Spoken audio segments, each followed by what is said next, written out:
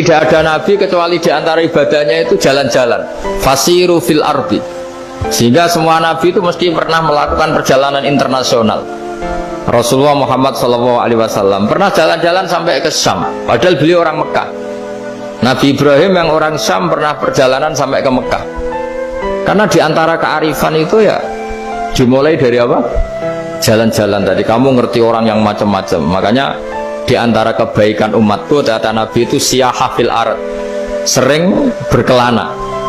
Tapi tentu untuk mengambil pelajaran. Atta ibunal abidunal hamidun as-saihun.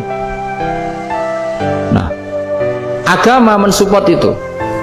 Sehingga kata Nabi, jika ada orang kok sholat qobliyah, ba'diyah semuanya di masjid, sama Nabi ditegur, la taj'alu buyutakum kuburan, rumah kamu jangan jadikan kuburan, harus dapat jatah apa? Sholat. Kata ulama, kalau ada orang sering sholat di satu titik, itu ditegur, kamu harus ganti titik yang lain supaya saksi bahwa kamu di bumi sholat itu banyak. Jadi kita ya punya nilai positif juga tentang apa?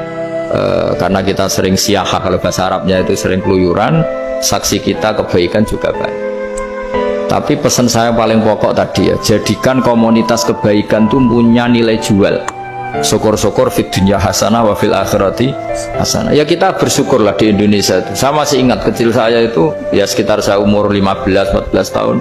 Setiap mau pergi itu pesannya orang-orang yang sering pergi itu jangan masuk terminal jam ini di perapatan ini, karena yang namanya preman itu dulu dominan. Sekarang buat sampai jam 2 ada orang pakai jilbab, kadang ya orang pakai peci, yang nggak pakai peci pun ke musola sholat terus.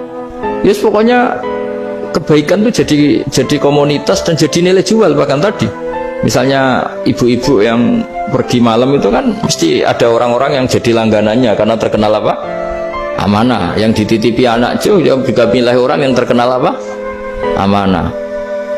Nah, nilai amanah ini harus kita jaga terus supaya kamu ya bisa bekerja, orang lain juga nyaman karena amanah tadi, Allah juga senang karena amanah itu perintahnya Allah Subhanahu wa ta'ala. Dan Indonesia harus menuju ke sana. Pemimpin juga harus gitu. Pemimpin bawaannya amanah, bawaannya apa, yang memilih dia juga senang karena nggak malu lah. Tapi kalau kita milih ternyata kita pilih tahu-tahu ditangkap KPK kan ya malu gitu. Dulu kita kampanye mati-matian ternyata dia ditangkap KPK. Tapi kalau dia amanah kan ya senang. Sama kalau tukang apa Grab ketangkep satu karena penodaan atau karena pengkhianatan, yang malu juga semua karena kadang-kadang nanti digeneralisir seakan-akan semuanya seperti itu. Tapi dengan reputasi panjang nggak pernah terjadi apa-apa dalam Grab kan otomatis lainnya juga terangkat. Nah, ini yang dimaksud wa'tamiru bainakum bima'ruf. Jadikan kebaikan itu urusan bersama.